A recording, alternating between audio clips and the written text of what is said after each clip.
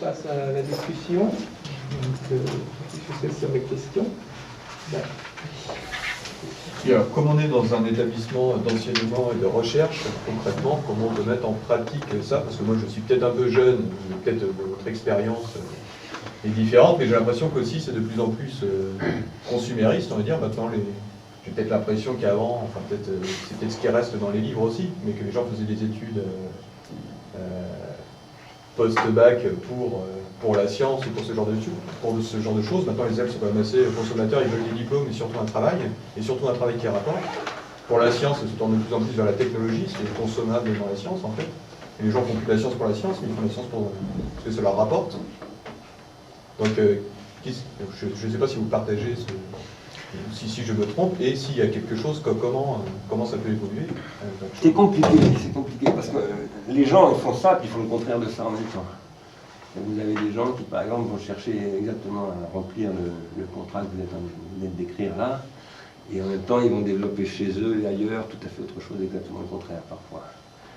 Je pense que les gens sont, et nous, parce que les gens c'est nous sommes habités par des tendances contradictoires. Cela dit, moi je n'ai pas exactement la même analyse que vous, parce que par exemple, quand je suis arrivé à l'université de Compiègne, qui était considéré comme le Paris Dauphine de la technologie, c'est-à-dire qu'il y avait l'université de Dauphine côté économie et sciences sociales, et il y avait Compiègne côté école d'ingénieur, parce que Compiègne c'était une école Guichard, et c'était un truc très très ouvert sur l'industrie, très très proche du monde du travail, etc.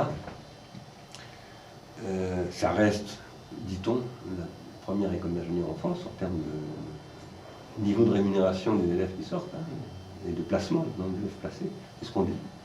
Je te dis en tout cas le point, je crois. Quoi qu'il en soit, quand j'étais au début où j'ai enseigné, c'était dans les années 80 à Compiègne, les étudiants de l'université de Compiègne cherchaient essentiellement, de manière fondamentale, à gagner de l'argent, à avoir des pouvoirs, à avoir des postes stratégiques dans les entreprises, etc. Aujourd'hui, c'est plus exactement ça, hein, je trouve. Pas exactement le même point de vue. Il y en a beaucoup qui me disent aujourd'hui, oh, le fric, on s'en fout, nous on voudrait faire un truc bien. Quand on cherche un boulot de qualité. Et souvent, le fric, après tout, pourquoi faire, disent-ils, parce que de toute façon, c'est pour avoir des vies. Non, ce qu'ils cherchent, c'est plutôt un bon boulot. Et d'ailleurs, moi, depuis des années, parce que j'emploie un certain nombre de mes étudiants, certains d'entre eux, quand ils sortent de l'université, quand ils viennent bosser chez moi, ils sont à 30, 40, 50% en dessous du salaire qu'ils trouveraient dans les entreprises, mais ils ne peuvent pas venir. C'est pas à cause de moi. C'est parce que ce sur quoi nous travaillons les intéresse beaucoup plus, c'est qu'ils sont dans des process qui ne sont justement pas ces process industriels, je dirais, liés à la rentabilisation la plus rapide possible de l'investissement, qui deviennent plutôt de la spéculation, mais qui sont plutôt dans, je dirais, l'investissement sublimatoire. Alors, je vais juste un petit développement sur ce plan. Il ne faut pas trop fantasmer sur Wikipédia, etc. N'empêche que, parce que c'est vrai qu'on dit, oui, il n'y a pas des millions de contributeurs sur Wikipédia, il y en a beaucoup, mais ils sont peut-être plutôt quelques milliers que quelques millions. Bon. C'est pas simple, parce qu'il y a toutes sortes de profils de contributeurs. Quoi qu'il en soit, les gens qui vont sur Wikipédia et qui maintiennent Wikipédia, ils le font pour rien. Dans un langage psychanalytique, on dira ils subliment, c'est-à-dire qu'ils produisent de la valeur qui est une valeur de sublimation, c'est-à-dire une valeur sublime. Qu'est-ce que ça veut dire sublime? Ben, si vous regardez la définition que Kant en propose, le sublime c'est ce qui n'est pas calculable. Et donc, quand par exemple Freud dit de tel individu qu'il a détourné ses désirs pour sublimer, pour s'engager, je ne sais pas, pour devenir soldat, héros de la République, etc., la sublimation, concrètement parlant, ça se traduit par quoi? Par le fait que ma vie, mon existence, a moins de prix que la chose pour laquelle je vis. À savoir, je sais pas, l'amour de la patrie, la peinture, le jeu. Bon. Aujourd'hui, il y a toute une dimension dans nos existences qui va vers ça. Et qui fait qu'on voit se développer des comportements tout à fait nouveaux. Ils sont minoritaires, hein, là c'est tout à fait évident. Hein, je ne suis pas du tout en train de dire que ce sont des comportements majoritaires. Mais en revanche, d'abord, c'est toujours les minorités qui font les grands changements. Et c'est ce que Nietzsche appelait les pas de colombe. Hein. Les grands changements arrivent à pas de colombe, tout doucement. Mais ce qui me paraît évident, c'est que ce sont des comportements qui sont quand même, qui se développent fortement, même s'ils restent très minoritaires. Maintenant, il y a une contre-tendance à cette tendance, et il est évident que la contre-tendance est aujourd'hui beaucoup plus forte que cette tendance. Pourquoi? Parce qu'on est d'abord on est dans une crise économique et tout le monde a la trouille sur sa situation économique. Et que les gens veulent se sécuriser, ils ont bien raison, je le comprends très bien. Alors, j'ai des enfants et des petits-enfants, j'ai envie de pouvoir leur assurer un certain nombre de choses. Mais, si vous voulez, ce que j'ai essayé de décrire, c'est pas contradictoire à mon avis avec ce que vous dites, mais simplement c'est de dire que jusqu'à il n'y a pas tellement longtemps, jusqu'à il y a une vingtaine d'années ou une quinzaine d'années, finalement le modèle il était assez homogène. Voilà. Il fallait réussir dans la vie, etc. Il y a ceux qui réussissaient, ceux qui réussissaient moins bien, puis ceux qui réussissaient pas du tout, mais en gros, il y avait une voie comme ça vers laquelle il fallait essayer d'aller, qui supposait fonder une famille, gagner de l'argent, avoir trouvé une place dans la société. Puis, bon, c'était pas très marrant d'aller bosser. Alors à la chaîne, ça a jamais été marrant, mais ailleurs, c'était peut-être pas très marrant, mais c'était quand même vivable, et après tout, on s'y épanouissait, on y conquérait aussi une reconnaissance sociale. Je pense qu'aujourd'hui, c'est plus du tout le cas. Et que même s'il y a des gens encore qui se disent « je veux réussir, gagner du fric, etc. », bah d'abord ils sont peut-être pas si enthousiastes que ça et si convaincus que ça, je crois. Hein. Je le dis parce qu'il y a des rapports qui sortent là-dessus, hein. C'est pas simplement un avis au doigt mouillé comme ça, c'est parce qu'il y a toute une littérature qui le montre. D'ailleurs, dès 1999, je crois, Luc Boltanski a publié Le Nouvel Esprit du Capitalisme, dans lequel il montrait la très profonde démotivation des cadres, vous voyez, et des citoyens, etc., par rapport à tous ces modèles. Déjà, il y a plus de 10 ans, il disait c'est en train de commencer à craquer, quoi. Donc, c'est des tendances qui sont identifiées depuis longtemps, et pas simplement en France, dans le monde entier. Après, ce sont des tendances. Donc, ce qu'il faut bien voir, c'est que s'il y a une tendance, c'est qu'il y a une contre-tendance. C'est que, par conséquent, la question est de savoir comment ces tendances et ces contre-tendances jouent les unes avec les autres. Voilà. Mais ce que je crois, et ça c'est mon point de vue, et on peut évidemment tout à fait en douter, je crois que cette tendance va aller croissante et que c'est elle surtout qui est porteuse d'un modèle soutenable. Parce que si vous voulez, au-delà de ce que je viens de dire sur la démotivation, le consommateur est irresponsable. C'est structurel, parce que toutes les opérations de marketing sont faites pour le rendre irresponsable. Un producteur d'une molécule quelconque veut que sa molécule se vende le plus possible, après c'est tout. Plus les gens sont poisonnés avec, etc., ils s'en foutent. Maintenant, il y a des lois qui vont lui dire qu'il faut mettre dose prescrite, ne pas dépasser la dose prescrite, uniquement sur ordonnance médicale, etc., et qui vont vous obliger à mettre des préventions en disant attention, le tabac tue, etc. Bon, vous savez bien que Philippe Morris s'en foutait pas mal de tuer les gens. Il savait très bien, Philippe Morris, que faire des cigarettes, ça tue les gens, mais il s'en foutait pas mal. Et l'intérêt de Philippe Morris, c'était de faire que les fumeurs s'en foutent pas mal de fumer 40 Philippe Morris par jour sans filtre. Ce que j'ai fait moi, d'ailleurs. Bon. Puis à un moment donné, la société a décidé, ah non, attendez, ça coûte beaucoup trop cher à la Sécu, on ne peut plus continuer comme ça. Il y a eu en plus aux États-Unis, ça a commencé comme ça, des procès, et Philippe Morris, etc., ont été condamnés à payer des milliards de dollars. Donc vous sachiez quand même, vous le savez peut-être, qu'il y a 2 ans, Honda, Suzuki, etc., ont été condamnés à payer je ne sais pas combien de milliards de yens à la population de Tokyo. Il y a 50 000 personnes à Tokyo qui ont des maladies respiratoires, il y en a une centaine qui ont porté plainte, ils ont eu gain de cause, ils ont été indemnisés par les constructeurs automobiles. Ce que je veux dire par là, c'est que ces modèles, de toute façon, évidemment qu'on veut une grosse bagnole, enfin moi j'en veux pas, mais peut-être que vous en voulez une, mais en tout cas, il est évident qu'aujourd'hui, les gens qui achètent des grosses bagnoles, à un moment donné, il y a quelque chose qui leur traverse l'esprit, qui leur dit c'est peut-être pas très bon pour la planète, c'est-à-dire pour les enfants, et peut-être que je ferais mieux de payer une école à mes élèves, les envoyer à l'université de Nantes, plutôt que d'acheter cette bagnole. Vous voyez, ça se posait pas, ces problèmes, il y a 10 ans. C'est pas concevable de poser ça. Aujourd'hui, tout le monde parle de ça. Sarkozy lui-même parlait de ça. Même la taxe carbone qu'il a retirée, ça parlait de ça. Donc, il y a un changement qui se produit. Après, ça ne veut pas dire qu'il va s'accomplir, ce changement, mais il y a quelque chose qui a changé. Et ce que je voulais dire, moi, c'est que les technologies de la contribution qui passent par les infrastructures numériques sont au cœur de ce changement. Ils sont à la fois une cause de changement et un facteur de sortie de la crise dans laquelle nous sommes. Pendant que tu parlais, moi je réfléchissais sur le mode de fonctionnement de cette société. Pour que ça marche, il faut qu'on se crée les objectifs et on les attend. Alors, il y a effectivement 2 machines, top-down et bottom-up, dont tu as parlé. Pour que la machine bottom-up marche, il faut vraiment se créer des objectifs. Alors, dans les sociétés anciennes, effectivement, il y avait un problème de créer les ressources pour survivre. Et maintenant, ce n'est plus l'objectif. L'objectif est plutôt de sublimer le temps libre. Ça, c'est vraiment, ça concerne tout le monde. C'est ça le problème. Et peut-être, si j'ai bien compris, en fait, le mécanisme que tu proposes, dont tu parles, c'est le mécanisme qui sublime, qui en fait crée les acteurs qui, donc l'objectif est de bien structurer leur temps. Par contre, là je vois un paradoxe, et la solution de ce paradoxe n'est pas du tout claire. C'est qu'en fait, pour que ça marche, il faut... Donc, effectivement, tu as remarqué, juste dans la racine, parce que dans le noyau du problème, ce qu'il y a... avec l'hypothèse de non-rupture de la connaissance, il faut qu'on enseigne quand même, qu'on véhicule la connaissance historique qui est bien structurée, qui est super grande. Alors l'activité d'apprentissage contredit déjà à cette société. Ça veut dire, il me semble que le modèle de cette société, c'est un modèle, je dirais, élitiste.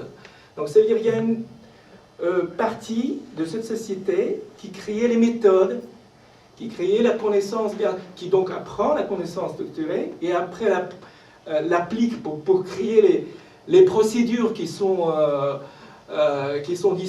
disponibles à la majorité qui donc les utilise pour structurer le temps. Mais c'est en fait c'est une société élitiste. Après est-ce que ça va nous amener? Ça, je ne sais pas du tout. Voilà ma question. Alors cette question, elle suppose que le top-down et le bottom-up sont opposés. Eh oui. Alors, elle est tout à fait légitime, ta question, parce que moi-même, j'ai présenté les choses comme ça dans mon intervention. Mais comme tu le sais, parce qu'on en a parlé à midi, moi je considère que le top-down et le bottom-up ne sont pas opposés. Et que je pense qu'il n'y a jamais eu de société purement top-down. Il y a eu une société dans laquelle les métadonnées étaient contrôlées exclusivement par le top-down, c'est-à-dire par les pouvoirs religieux, les pouvoirs académiques, etc., les pouvoirs politiques. Mais ça ne veut pas dire qu'il n'y avait pas de bottom-up. Par exemple, une institution top-down typique, c'est l'Académie française, fondée sous Richelieu. Bon. Au même moment qu'est créée d'ailleurs l'Académie royale de peinture et tout un ensemble d'académies, parce que là, c'est l'époque où c'est bien en France qu'en Angleterre, on découvre que knowledge is power, comme disait Bacon. C'est-à-dire, vous savez que la Royal Academy, qui existe toujours en Angleterre, a été... on va mettre la science au service du pouvoir politique et économique, et on va conquérir le monde comme ça, et ça s'est passé pratiquement au même moment en France, dans d'autres modèles. On a à ce moment-là créé les académies, en particulier l'Académie française, qui avait pour but d'unifier linguistiquement la monarchie, le royaume de France. Entre autres, ça suivait le décret de Villers-Cotterêts qui avait imposé une langue, etc. Ce qu'avait également fait Isabelle de Castille en Espagne, une langue, un royaume, disait-elle. Bon. Enfin, c'est pas elle qui disait ça, c'est Nebreja qui était un grammairien qui travaillait à la couronne d'Espagne. Et il disait, pour unifier un territoire, il faut d'abord faire que tout le monde parle la même langue. Quoi qu'il en soit, cette académie française qui a été créée, qu'est-ce qu'elle fait? Elle existe toujours, et elle est censée dire, voilà, ce mot qui est apparu vient dans le dictionnaire. Et on va lui donner telle définition. Ça, c'est une métadonnée. C'est-à-dire que c'est une métadonnée au sens où, formellement parlant, on dit, voilà, ça, c'est reconnu comme tel, il y a une définition, et ça devient une métadonnée parce qu'on en a donné une définition très précise et formelle. Et d'ailleurs, on va se servir, nous, ensuite, à l'école, des dictionnaires pour apprendre à écrire la langue, à utiliser les mots correctement, etc., etc. Et on peut dire que c'est typiquement du top-down. C'est vraiment, ça tombe d'en haut, quoi. Sauf que pour que ça tombe, il faut que ça ait monté. C'est-à-dire qu'il faut que le mot nouveau soit sorti de la langue de Rabelais ou de je ne sais pas qui, de Mikhail Bakhtin, qui est un grand théoricien de tout ça. Et que, par conséquent, pour que ce top-down ait pu se développer, il faut qu'il se soit nourri d'un bottom-up. Et moi, je pose qu'il n'y a jamais de top-down sans bottom-up. Mais je pose aussi qu'il n'y a jamais de bottom-up sans top-down. Le problème, c'est comment s'agencent les tendances bottom-up et les tendances top-down. Si on dit ça dans le langage de la linguistique saussurienne, on va dire les tendances synchroniques et les tendances diachroniques. Parce que c'est comme ça que ça se dit en linguistique de Saussure. Chaque régime de civilisation politique, épistémologique, etc., se constitue par la manière dont il agence le top-down et le bottom-up. Nous, aujourd'hui, à l'Institut de recherche et innovation, nous cherchons à mettre au point des technologies qu'on appelle de top-downisation du bottom-up par le bottom-up. Pourquoi? Parce que nous pensons que le web actuel, qui est un web, disons, consensuel, le web actuel est absolument accablant pour un chercheur, parce qu'il présente tout lissé, comme s'il n'y avait qu'un point de vue, bon, surtout quand on passe par les moteurs de recherche standard. Après, si on passe par des trucs plus compliqués, ça n'est pas tout à fait comme ça. Alors qu'en fait, le web, c'est un lieu de lutte sémantique. C'est un espace énorme de lutte pour faire évoluer sémantiquement Et simplement, on n'a pas développé les technologies qui permettent de représenter et de mettre en œuvre ces luttes d'une manière formelle et explicite. Actuellement, nous avons un programme lyrique qui consiste à mettre au point ce qu'on appelle des technologies de transindividuation. Qu'est-ce que c'est qu'une technologie de transindividuation? L'individuation, c'est un concept de Gilbert Simondon. Simondon dit un homme, moi par exemple, en train de parler, je suis en train de m'individuer. Et vous, quand vous m'écoutez, vous êtes aussi en train de vous individuer. C'est-à-dire que vous vous transformez. Si vous êtes venu ici, c'est pour apprendre quelque chose. Pour ressortir en disant, tiens, il y a des trucs que je ne savais pas, maintenant je sais. Ou bien, maintenant je sais que Stigler est un crétin qui raconte n'importe quoi, mais vous avez appris quelque chose. Normalement, vous devez avoir changé un tout petit peu. Bon. Et si j'ai fait une bonne performance, je devais avoir changé un tout petit peu plus qu'un tout petit peu. Mais moi-même, j'ai changé en faisant cette expérience-là. Je ne suis pas venu simplement pour faire plaisir à Pierre Coin, à toi, ou je ne sais pas qui. Je suis venu parce que j'attends quelque chose. Donc, nous nous individuons. C'est ça que nous cherchons dans la vie, à nous individuer. Mais en fait, pour nous individuer psychiquement, c'est-à-dire chacun dans notre coin, parce que chacun ici s'individue singulièrement, psychiquement, eh bien, ça ne marche que si nous nous individuons aussi collectivement. Par exemple, nous discutons, nous échangeons des choses. Et nous cherchons à construire une individuation collective. C'est-à-dire, à un moment donné, on va chercher à finalement, alors pas forcément tomber tous d'accord, mais se dire, oui, bah finalement, on a parlé de ça, etc.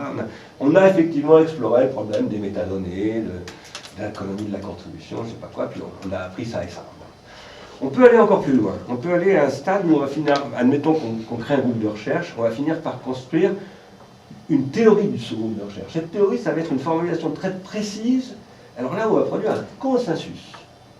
Mais ce consensus qu'on va partager entre membres de l'équipe, il va s'opposer à une autre théorie avec laquelle on est en dissensus. Ça, c'est un processus de transindividuation. C'est-à-dire qu'on va s'individuer ensemble de manière extrêmement forte. Alors ça existe dans un champ qui est toujours polémique, qui n'est jamais unifié. Parce que si on a besoin de s'individuer, c'est parce qu'il y en a d'autres qui s'individuent autrement, et que c'est un processus, non pas de compétition ou de concurrence, simplement, mais disons de mise en écho et de controverse. Nous croyons, nous, que l'espace des technologies numériques de demain, il sera producteur de technologies de l'esprit s'il est capable de produire de la gestion de controverses par ceux qui mènent ces controverses. Ça veut dire que nous travaillons actuellement à spécifier des technologies de contribution qui soient des technologies politiques. Je prends le mot politique au sens où il faut que si par exemple il y a quelqu'un qui dit quelque chose dans un domaine et vous dites oui, en fait, il représente bien ce à quoi je crois dans son domaine et lui c'est un spécialiste et pas moi, vous allez le soutenir politiquement. Et vous allez créer des liens avec lui. Vous allez créer des liens alors, par des métadonnées, par toutes sortes de choses. Et nous pensons aujourd'hui qu'il faut développer des technologies de ce type-là qui vont permettre de faire de l'espace numérique, non pas un espace lissé comme il est actuellement, mais un espace trié où il va y avoir beaucoup de différences. Et où là, il va y avoir du savoir et de la compétence qui va se produire. Alors à ce moment-là, il va y avoir des processus montants, des processus descendants, des processus de transmission de savoir, et c'est pas une espèce de bottom-up complètement bouillonnant dans tous les coins, c'est une reconstruction d'un espace différencié, mais à deux directions. L'enjeu ici, c'est pas de lutter contre les modèles ascendants ou descendants de transmission de savoir du tout, quand je parle de bottom-up, c'est de lutter contre des modèles de destruction du double sens qui a été imposé par les industries culturelles. Merci. Encore une question. Oui, dans votre propos, il y a un élément que vous évoquez très peu, enfin, c'est l'élément du politique. Oui. En particulier, vous expliquez votre venue sur Nantes liée au projet de l'île de Nantes. Enfin, alors, il y a deux aspects. Il y a un projet de rencontre industrielle d'un point de vue territoire, ce qui va finalement contre les premières théories du web, à savoir l'explosion des frontières. Et qui dit territoire ramène immédiatement quelque chose pour lequel justement le politique était absent, il n'avait plus de contrôle. Le territoire, il a un contrôle. Enfin, pardon, le politique a un contrôle sur le territoire par le fait qu'il lui appartient, physiquement. En gros. En tout cas, dans votre exemple, il lui appartient. Et moi, j'aimerais bien avoir votre point de vue par rapport à ça. Alors, c'est pas simplement dans le fait de dénigrer le politique en disant ce qu'il fait, c'est pas bien, c'est pas bien. Il y a plusieurs aspects au politique. Il y a pouvoir faire des choses pour la plus grande partie, pour la plus grande masse. Puis aussi, vous parlez d'industrie culturelle, mais il y a aussi l'industrialisation de la culture, qui n'est pas tout à fait la même chose. Moi, j'aimerais bien avoir un sentiment par rapport à ça aussi. C'est en fait, je voulais un petit peu en parler dans la deuxième partie, mais bon, j'ai pas eu le temps. D'abord sur la territorialisation et la déterritorialisation. J'ai fait partie, moi, de ceux, il y a déjà pas mal d'années maintenant, qui ont beaucoup parlé de la déterritorialisation derrière Gilles Deleuze et pas mal d'autres comme ça. J'ai vraiment argumenté, j'ai même écrit des livres là-dessus. Et je continue à poser que, pas simplement le web, mais toutes les technologies sont déterritorialisantes. Absolument toutes. Parce qu'une technologie a la vocation à se répandre. C'est tout bête, mais il suffit d'avoir étudié l'ethnographie ou l'archéologie, et on voit très très bien qu'une technologie se répand autant qu'il est possible, à condition qu'elle ait les conditions de fonctionnement. Évidemment, vous ne trouverez jamais de moteur à explosion là où il n'y a pas d'essence, vous ne trouverez jamais d'ordinateur là où il n'y a pas d'électricité, etc. Mais de toute façon, elle se répand. Donc elle se déterritorialise, et elle tend à déterritorialiser ceux qui les pratiquent, du coup. Parce que ceux qui les pratiquent sont mis en relation avec d'autres qui sont très loin, qui les pratiquent aussi, etc. Maintenant, je pense que les technologies web, enfin pas web simplement, mais disons les réseaux numériques, sont aussi territorialisants.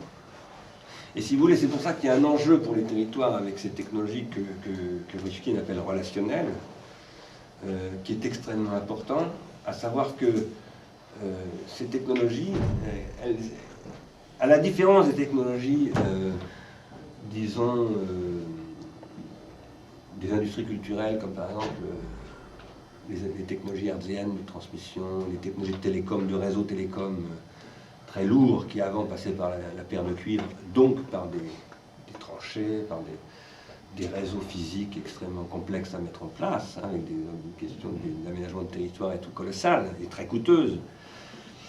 Et ces technologies-là, elles sont accessibles à des coûts extrêmement bas.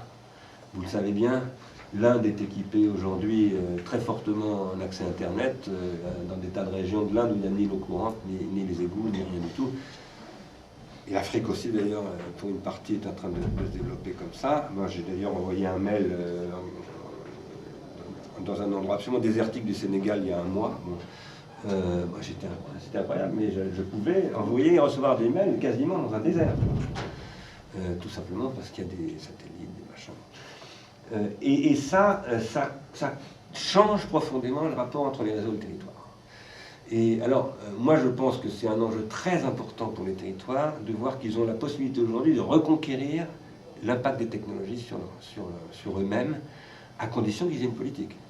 Parce que s'ils n'ont pas de politique, ils vont se faire ultra court-circuiter. C'est-à-dire parce que bon, les médias de masse ont court-circuité les médias de masse et le marketing, qui marchent ensemble, et la grande distribution, etc. Ont court-circuité les territoires et finalement ont rendu presque obsolètes, à un moment donné, les pouvoirs politiques, en tout cas pour un certain nombre de choses, et les choses en général les plus importantes. Mais aujourd'hui, avec ces réseaux-là, c'est tout à fait différent, parce que ce sont des réseaux, y compris, qui sont, dans leurs caractéristiques même, territorialisés, puisqu'ils ont du géoréférencement, etc., etc. Et vous savez, enfin, Google Earth, c'est pas pour rien que ça se développe, et que tout ça, ce sont des informations sur des réseaux maillés, c'est-à-dire localisables, géolocalisables, etc. Ce qui fait que pour moi, l'opposition entre territorialisée et déterritorialisée aujourd'hui n'est plus pertinente. Et moi, je travaille beaucoup dans l'optique de Pierre Vels, qui vous connaissez peut-être, quelqu'un qui a été le directeur de l'école des ponts et chaussées pendant pas mal d'années, qui a publié un livre dans les années 90 ou 93, grande édition de l'autre, qui s'appelait « Des territoires pour apprendre et innover », où il montrait qu'en fait, un territoire, en fait, pour pouvoir exister au loin, doit être capable de développer beaucoup de compétences de proximité.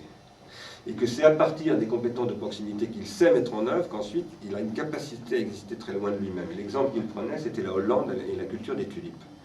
Parce que les gens qui font des tulipes en Hollande, les tulipes poussent mieux sur la Côte d'Azur qu'en Hollande. Mais ça coûte plus cher de faire des tulipes en Hollande que sur la Côte d'Azur, il faut des serres, etc.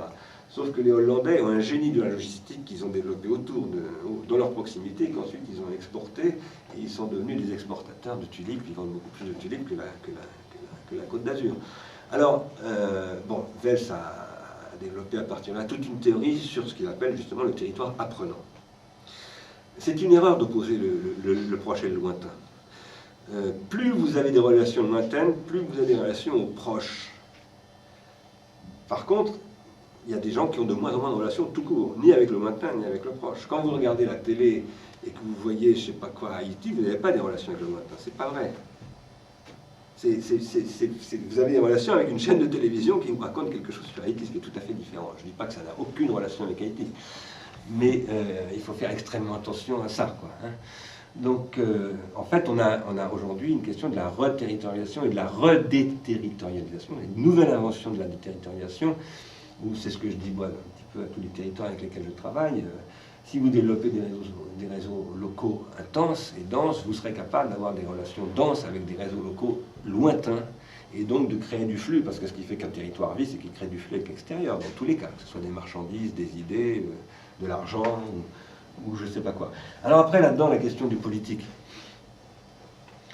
Bah, le politique, il ne va pas très bien, ça, tout le monde l'a remarqué. Il ne va pas très bien en grande partie à cause de ce que je disais tout à l'heure à propos du consumérisme. Parce qu'aujourd'hui, il y a un consumérisme politique, il y a un marketing politique. J'ai écrit un livre là-dessus qui s'appelle « La télécratie contre la démocratie », où j'ai essayé de montrer que Sarkozy et Ségolène Royal, c'est la même démarche, c'est du marketing télécratique qui s'adresse non pas du tout à des citoyens, mais à des consommateurs de politique. Et la politique, pour moi, c'est exactement comme la culture, ça ne se consomme pas. Et si vous regardez la définition des citoyens chez les Grecs, c'est un citoyen est actif, c'est pas un consommateur. C'est un prescripteur. Aujourd'hui, on a des consommateurs. Et je crois beaucoup que ces technologies sont aussi des technologies de réinvention du politique. C'est pas pour rien que d'ailleurs j'utilisais tout à l'heure l'expression de technologie politique pour parler des technologies de transindividuation dans le débat polémique. Parce que le débat polémique, il existe en sciences, il existe dans la critique de cinéma ou de musique, mais il existe aussi dans le domaine politique. Même c'est là qu'il commence. C'est pas pour rien que c'est en Grèce que sont apparus en même temps les nomothètes, c'est-à-dire les fondateurs de lois, autrement dit les hommes politiques, les géomètres et les poètes et les philosophes. C'était les mêmes. Thalès était à la fois un géomètre, un homme de loi, un physiologue, on n'appelait pas ça un philosophe à l'époque, on les appelait des physiologues, ceux qui parlaient de la nature, et un poète. Bon. Et c'était lié au développement de l'écriture.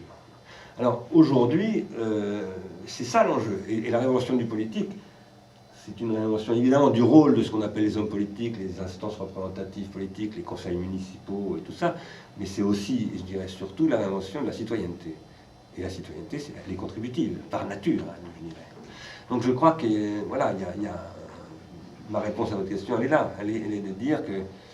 Moi, je dis que la contribution, en fait, c'est une question d'économie politique. C'est pas simplement une question économique. Et ça ne peut pas se traiter indépendamment et de la politique et de l'économie. Les deux sont nécessairement intégrés. Bon, merci. Malheureusement, il faut qu'on s'arrête là. Ouais, On empêche de discuter individuellement. Merci beaucoup encore. Merci.